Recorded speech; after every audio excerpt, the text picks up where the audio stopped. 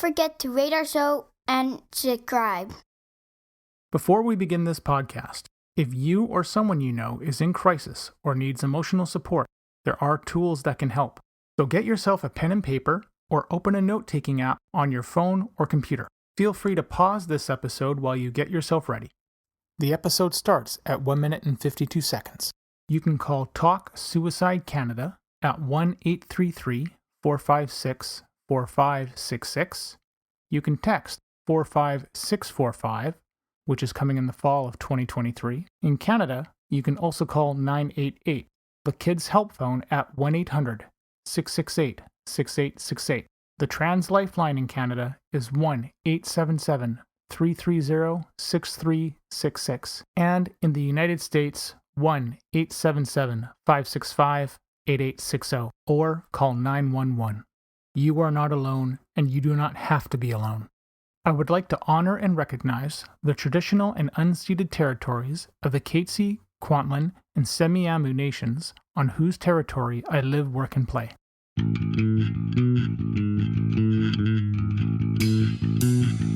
Welcome to We Are the ADHD Family podcast. This podcast is meant to chronicle our journey with ADHD, autism, and other discoveries along the way. I reach out to advocates, experts, individuals, and other families that want to raise their voices and empower those on their journey. My name is Mark Smeets, and I am passionate about removing barriers for others through creating connections and building on strengths and practical problem solving. I am married to Siobhan, a parent of 2 wonderful kids, and all of us have ADHD.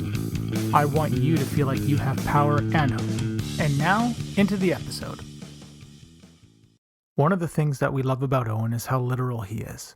There was a joke that we used to say to him that he would never understand. He does now, so he catches it. But we would tell him, "Hey Owen, can you hold your horses?" And then he'd go, "I don't have any horses, Dad." Now when we try to tell him this joke, he just catches us and he's like, "That doesn't work on me anymore." Owen, I want to ask you some questions about grade 2. Okay. When there was something that you didn't understand, did she take the time to teach you and try different ways of learning? Maybe. Is that because you say maybe because you don't remember? Yep. Okay. Mackenzie, I have questions about school for you in kindergarten. Are you ready? What did you like best about kindergarten? Playing outside with the grade 1s. Did your teacher figure out things that you liked? You're nodding your head, but are you saying yes? Yes. Yes. If there was something that you didn't understand, did she try and help you figure out different ways of learning it? Yes. And how did that make you feel? Happy. Did she ever try and make you learn something that ever made you uncomfortable? No. I wanted to start the episode with that little clip of Owen. I promise you that Owen remembers. He seems to be fixated on the bad experiences from grade 2 when I asked him this morning, and he also had a really long sleep, so maybe he just wasn't totally ready to dive in and be his chatty little self. One small thing to note is my special guest today was only his teacher for part of grade 2. She ended up having to leave to attend to family issues. When she left, it devastated O. It was almost like losing a limb. My wife and I had to forge a new relationship with a new teacher, and she was wonderful. We love her too. But O struggled in the class because it was rough. And he also struggled because, he's at a different development level than everybody else. And that makes it hard. But the impact that Melissa had on him was profound in that short period of time that they were together. And it's interesting because when you have a child that is autistic or has a disability, and they form a relationship with a teacher or an EA, losing that unexpected, continuous, and constant support person can be devastating. And I know that's one common problem I've heard of in schools up here. You also heard Mackenzie in that clip, and what you couldn't see was that she was answering every question with a shrug of her shoulders. So I had to try to have her use more words since obviously you can't see us, and you can't see how she's answering. Mackenzie also had multiple teachers for kindergarten at one point this year, and both of them were absolutely wonderful. They were open to hearing things, and they didn't throw things at me or run away from me if I had questions. So I will end by saying, please value your teachers, value the experience that they bring. They are here to help, and don't be afraid to be the one to forge that relationship and approach them first. If you're a teacher listening to this, thank you for caring. It makes a difference in our families. My guest on today's show is Melissa Madison. Melissa is an early learning teacher who specializes in both literacy and numeracy. She loves to dive into the science of reading and other research-based practices that best support all of her learners, but especially those with neurodivergent brains. She also serves as a member of the Surrey School District's Mentorship Advisory Team and is an active mentor with a focus on supporting and advocating for Surrey's early career teachers. Melissa is a dedicated and enthusiastic educational leader who has held many diverse roles in both the Surrey School District and the Greater Victoria School District. These various positions stretch more than 15 years' experience, has given her a unique lens which to evaluate the strengths and stretches of our public school system. She is also a proud mom to a larger-than-life 7.5-year-old daughter and full-heartedly embraces this title more than any other on her resume. And full disclosure, she doesn't know I'm going to say this. Oh, no. But she is also, or was also, Owen's grade 2 teacher. And she was one of the first that believed in my wife and I, gave us information that we didn't consider, and validated us. And we are forever grateful. Melissa, welcome to the Advocateurs. I love it. Thank you so much for having me. I'm so excited to be here. Same here. Let's give our audience the background for the episode. There was a thread on a Facebook group about teachers raising. How does a teacher raise a prospect of a child possibly having a possibility of a diagnosis? And there was plenty of teachers that weighed in and made a strong show of support, pointing out that they're not allowed to diagnose kids. But it really begged the question of what can parents do and or say, and what can teachers do and or say. So Melissa and I, we basically thought it would be a great conversation where we could give practical advice and tips on this process, lay out some realities for both parties as we sit here and try and help kids. So the overall goal of the episode is to give parents and teachers practical tips on how a conversation can be started if they suspect that their child or student may have a disability. That's it. Oh. So I wanted to take you back in time for a second.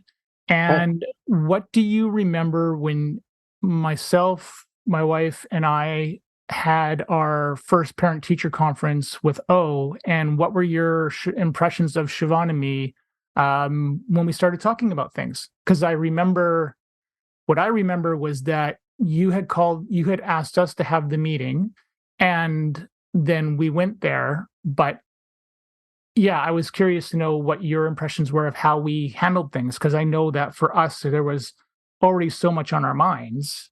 We didn't know. But what do you recall? Honestly, I think I was really excited initially was kind of my first impression, because both you and Siobhan were advocates, and I could see that right away. You were knowledgeable. You were clearly very present in your parenting to be able to notice the things that you had already noticed about Owen. And so I remember thinking, okay, I've gauged this. I can sense the attitudes. I can sense the belief systems that are kind of within your family.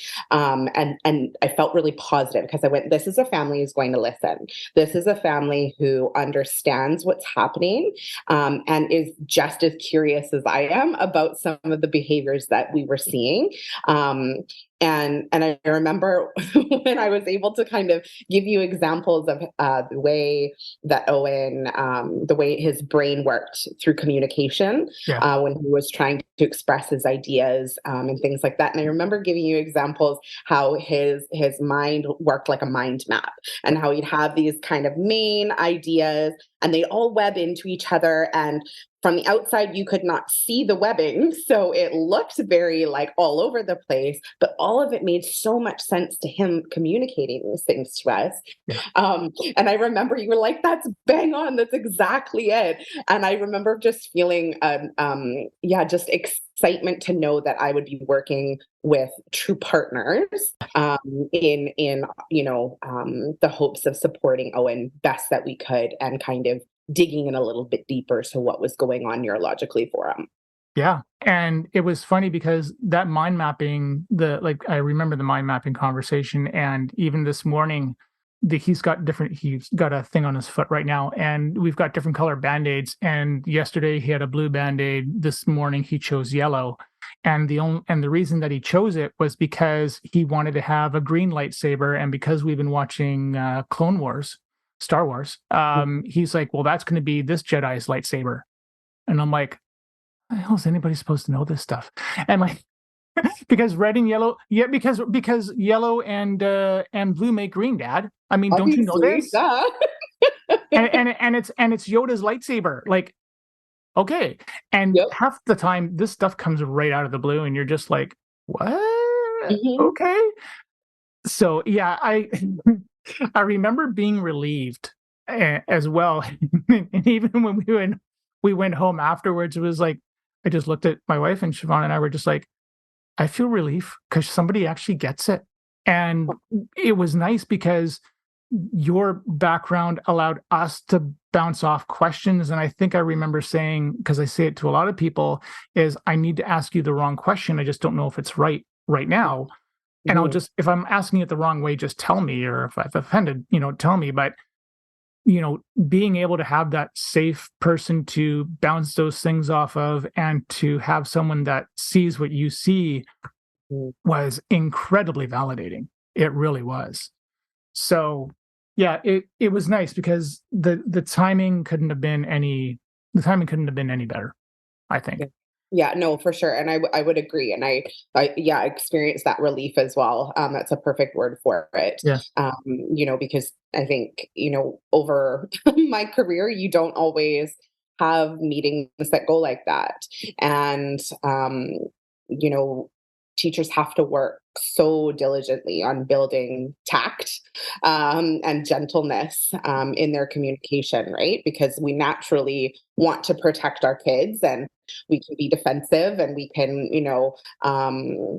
denial is a very comfy place to live, I think, a lot of the time, right? Yeah. We, as humans, we don't like being uncomfortable, right? So yeah, having your openness and all of that. And I always kind of, my philosophy, because I've taught K through 5 in terms of, investment in those grades over years. And when I switched from kindergarten to grade 2, my internal motto was the idea that no one falls through the cracks after me.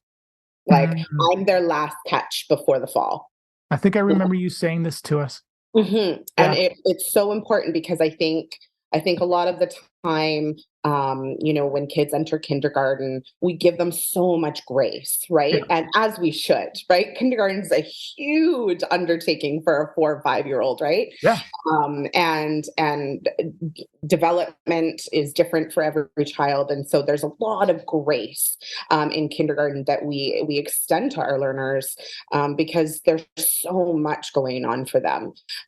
So when we notice these behaviors, we may or may not bring it up to parents, but it usually ends up being like, well, let's give them another year. But it's interesting, because the 2 questions I have, I wrote down the first one because I'll come back to it. But you're talking about that grace, and I've seen, I mean, at our school, and actually not just our school, I've seen it in a bunch of schools where teachers and administrators will basically say, I get that kindergarten's a tough year. That makes sense. But I think with us, we and our parents like us, or families like us, there might be a little bit of an exception to the rule of, there are things that we were seeing that we've just seen since birth. And we're just like, no, I don't want to I don't want to see the grace side of things. I want, there is something there.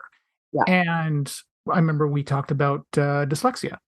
And it was just like, if we had gone back and if we could go back in time and sort of pick that out of kindergarten, we could have said, there might have been something. I don't know if it would have started a different ball rolling, but I think for the most part that was sort of just kind of missed because it wasn't fully on the radar, but it was like just off, not like just off, just before the peripheral ends, just there. But the fact that I really love how you said, no one falls through the cracks after me. I think it's a big deal because sometimes you just need to get that ball rolling and you need to sort of put that foot down and say, look, there is something more here. It may not necessarily change. Here's the other question I was going to ask you. Did I ever come across, Siobhan's a bit different because I'm the extrovert and I'm both. I'm far more loud than my wife. But did I ever come across as pushy, or maybe pushy is the word, or did I become that not I don't want to say that parent because I take that as a compliment. And I know I can be that parent. We can all be that parent. Yeah, exactly. Like it should be a good thing. Yeah. But was there I guess what I'm saying is there a line where do you ever felt like I ever crossed a line in terms of being overly pushy or something else? Never. I honestly, and not just because, we have a positive relationship. Yeah. But I would just say that you were just so engaged, and there is no fault in engaged parents, right? And so for me, I would rather have parents that are engaged and wanting to meet and wanting to talk at dismissal and wanting to have conversations than parents who sit on the sideline and wait to be contacted if there's a problem. I would much rather a proactive approach. And so no, I don't see it as pushy. And I think too that you tread a beautiful line between advocacy and also respect, right? So I never felt like I was in a position where I needed to defend my knowledge or that my observations were unfounded in some way. And so I think because that was established, there was no way for me to fairly view you as being pushy or being, quote, that parent. For me, it was like, oh, great, Mark's here. I can tell him about this amazing thing that Owen said today. Or, great, I saw this really interesting thing happen during play today, and I want to share that with him. So knowing that was established early on was so key for us, I think. Yeah, I agree. And I do try to walk that line very, very, very respectfully and very carefully because I don't necessarily know what the other person's gone through or what, what's the word? What their lived experience is. And I was just figuring things out back then too. And that was about as, I don't know, I was going to say that was about as your emotions on your sleeve kind of moment as you could. But, I just remember just being very excited that we had someone that we could sit there and bounce this stuff off of because I know it's tough for me to find someone that can reciprocate that amount of energy and that amount of knowledge back to me the way that I do for them. And that can be overwhelming for people. It can be, it can turn people off. Just sometimes the amount of over energy you bring to something because you want to sit there and see that change. It's like, okay, you have to figure out how to sort of dial it back and then, when to dial it up at the right times. And that's not easy. It's hard. No, it's hard. It takes a lot of practice, right? And different personalities. And you're not guaranteed someone every year that's going to have the same energy levels as you, or someone who, is interested in the same things that you are. regarding your child and things like that, right? So I think there is a certain amount of luck that does go with the Yeah, parent-teacher relationship. 100%. It's no different than when we work in an office, or I work in a school. There's teachers that I absolutely jive with, that I'm like, hey, this is kindred spirit, Yeah. awesome. And then I go, okay, and you know what? Their methodology is very different than mine. Their pedagogy around certain things is different than mine. That's okay. I respect them, but that's not someone I'm necessarily going to dive deep into a conversation with regarding our differences in pedagogy, Yeah. right? So I think Yeah. that we're everywhere. We always are constantly dealing with people that maybe we don't jive with as well, and then people that we do. And so I think to be able to just hold gratitude for when you do have those moments where you connect with someone, and it benefits the children. Well, and something interesting that you said is that I think it's um, the way that a teacher is trained, I guess, and depending on what school that teacher may have gone to, that might have instilled them with specific values. And if they don't have necessarily the lived experience, that may very well create a big, huge set of blind spots. And, oh, they're dyslexic, no big deal. Well, no, actually, it is a big deal. Mm-hmm. You can't just gloss or pass something over like that, Yeah. uh, let alone with any of the other disabilities. But I like how you phrased it like that, because I think it's a good thing. There's a practical tip right there. And I know I wrote that in my notes to you. It's knowing just what the background of somebody is, and maybe, granted, we don't know always where, what the training is like that you receive, but having a sense of what that background may be, because part of I know part of your background was autism as well. Like, that made a difference because we could sit there and say, I could push that question onto you, and it was a safe way for me to do it. Whereas someone that doesn't sort of have it, I think it's a bit harder to sit there and do, and then you have to hope that you guys can have that conversation. How important is it, in your opinion, for parents to ask, what background a teacher has outside of education or part of it? So I think that, we have to be careful, when we do this, because I feel like teaching is one of the few careers where our expertise is used against us in some way. Like, I have an example, like, do you ask your dentist what additional training they have when they're discussing an obvious cavity in your mouth, right? It's something to think about. Do you sure, you might go to a doctor and get a second opinion from another doctor, but rarely are you going, this expert is wrong in what they're saying, right? You Yeah. usually accept what they have to say. And if you want a second opinion, obviously go ahead. And that's totally fine. But for whatever reason, teachers are not extended that same respect. We go through a tremendous amount of education to become teachers. We have degrees. Many teachers have multiple degrees. Many have master's degrees, extra certificate programs and things under their belts that just don't seem to be important to the general public. Yeah. Our degree hanging on the wall doesn't hold the same merit as a doctor's degree hanging on the wall.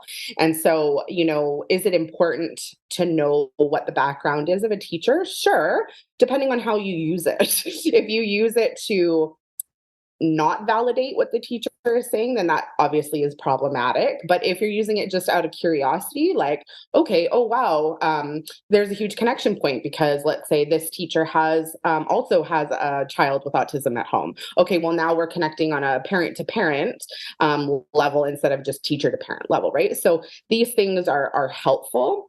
But I mean, ultimately, we need to understand that teachers are educated human beings in a profession, and that we, just like every other human, we have our own set of strengths and interests on top of those foundational skills that come out of university coursework, right? And our practicums and things like that. So, as part of our teacher mandate, we have to participate in constantly evolving professional development.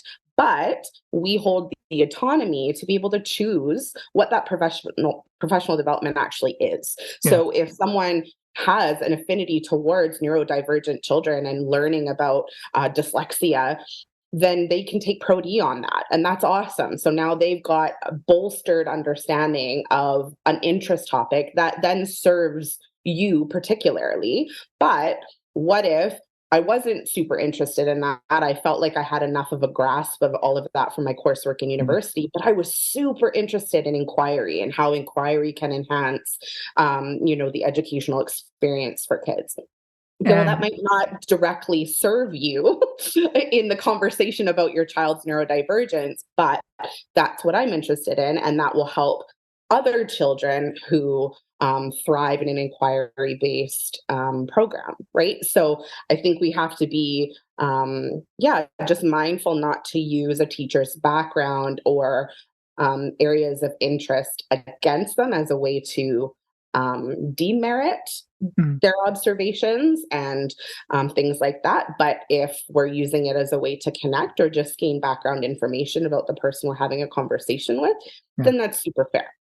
Well, and just to back up just a tiny bit, the one term you were saying when you said Pro D, you meant I know you meant professional development days. Yes. We just know them as Pro D days. And in many of the school districts, you can choose to do certain, you can choose to do certain courses and such that the school district may put together a special guest speaker and you can go attend and learn more.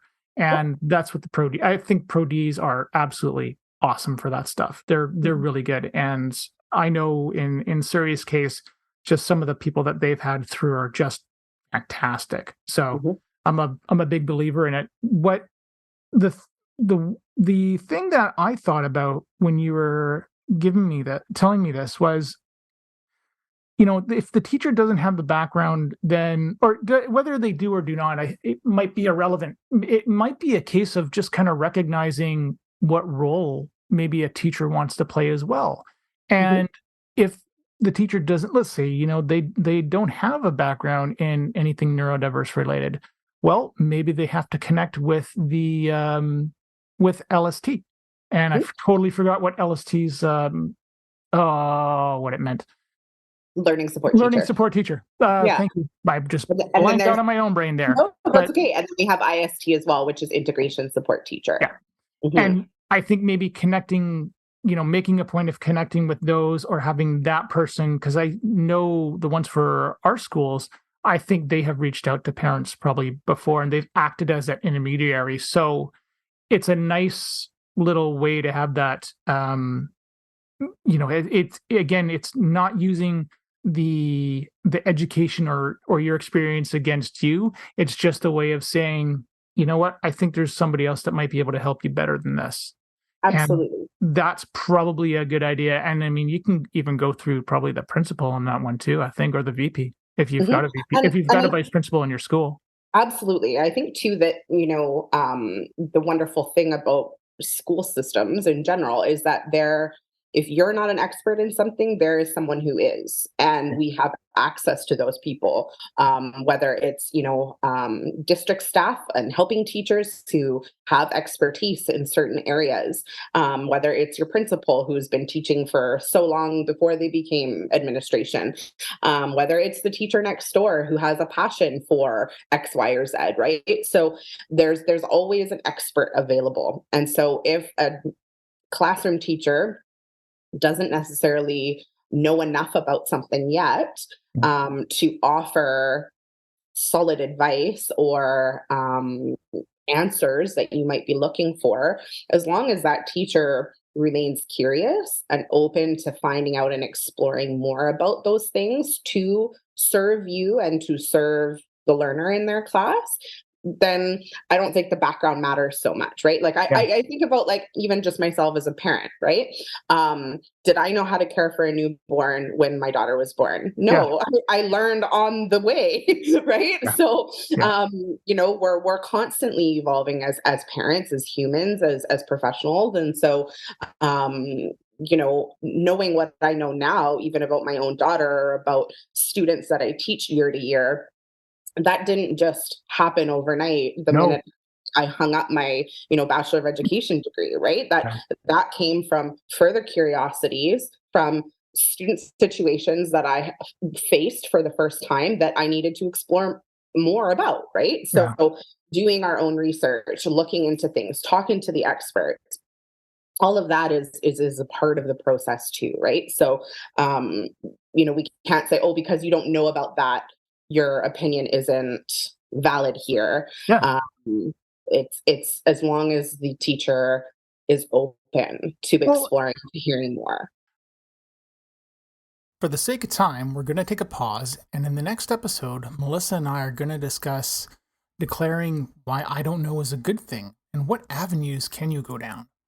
Being specific about the questions that you're seeking an answer to, the importance of listening and its role for both parents and teachers, defining the role of a teacher, and the pressure on parents to be experts teaching kids after school is done.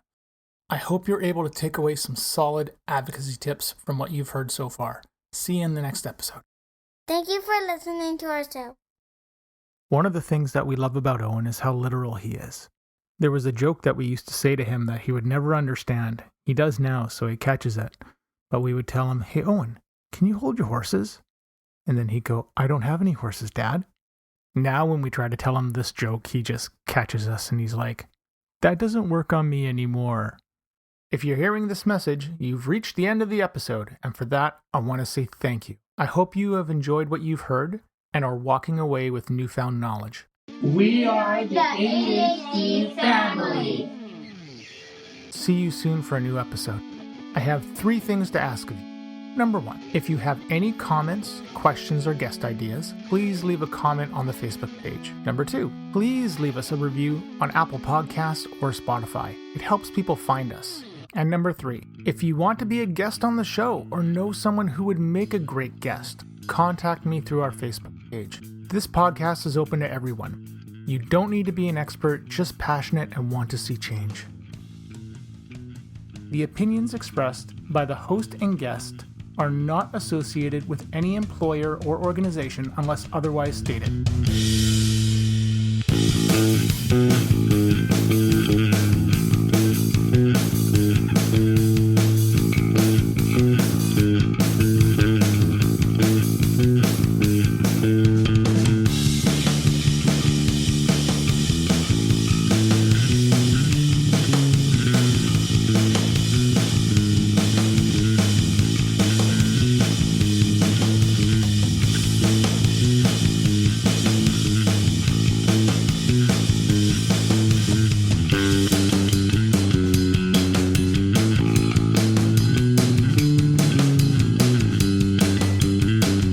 Any medical information on this site and podcast is provided as an information resource only and is not to be used or relied on for any diagnostic or treatment purposes.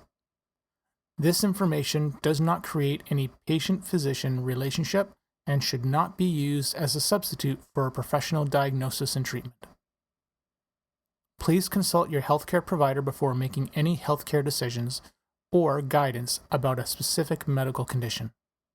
The show, host, and its guests expressly disclaim responsibility and shall have no liability for any damages, loss, injury, or liability whatsoever suffered as a result of your reliance on the information contained in this site or show. By visiting this site and listening to this show, you agree to the terms and conditions, which may from time to time change or be supplemented by the show host.